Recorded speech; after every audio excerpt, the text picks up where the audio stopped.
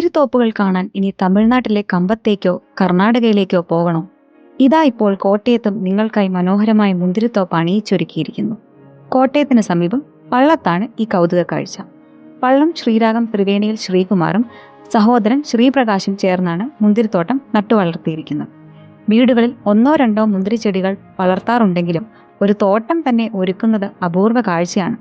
Union ബാങ്കിൽ നിന്നും മാനേജരായി വിരമിച്ച വ്യക്തിയാണ് ശ്രീകുമാർ. സ്വകാര്യ കമ്പനിയിൽ നിന്നും റിട്ടയർ ചെയ്തയാളാണ് ശ്രീപ്രകാശ്. തമിഴ്നാട്ടിലെ ബാങ്കിൽ ജോലി ചെയ്തിരുന്ന സമയത്ത് മുന്തിരി കൃഷിക്ക് വായ്പ നൽകുന്നതിലൂടെയാണ് ശ്രീകുമാർ ഇതിനോട് അടുത്തത്.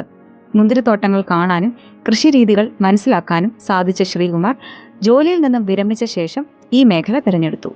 ഇതിനകം 60,000 രൂപ മുന്തിരിത്തോട്ടത്തിനായി ചിലവഴിച്ചു. എൻ്റെ പേര് ശ്രീകുമാർ എന്നാണ്. ഈ നിൽക്കുന്ന ആള് എൻ്റെ സഹോദരനാണ് ശ്രീപ്രകാശ്. ഞാൻ മുൻപ് യൂണിയൻ ബാങ്ക് ഓഫ് ഇന്ത്യയുടെ ബ്രാഞ്ച് മാനേജറായിരുന്നു പല സ്ഥലങ്ങളിൽ. പ്രധാനമായിട്ടും കേരളത്തിൽ നാഗമ്പടം ബ്രാഞ്ചിൽ നിന്നാണ് ഞാൻ വിരമിക്കുന്നത്.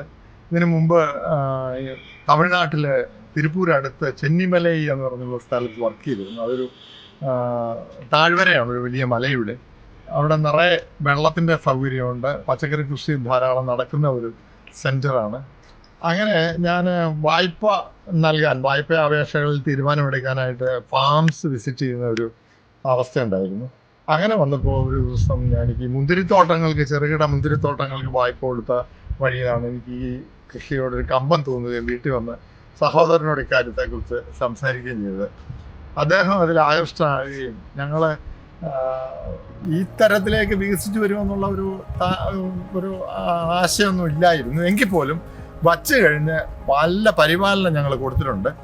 വളം എവറി 15 days 15 ദിവസം കൂടുമ്പോൾ വളവും, പിന്നെ എല്ലാ ദിവസവും ഇതിൻ്റെ അടിഭാഗം നനഞ്ഞു കിടക്കണം, മുകളിൽ അസാധ്യമായ വെയിലും വേണം. അങ്ങനെ ഒരു 8 സെൻറ്റ് സ്ഥലം ഞങ്ങൾക്ക് ഒത്തുകിട്ടി. ഞങ്ങളുടെ തന്നെ വസ്തുവാണ്.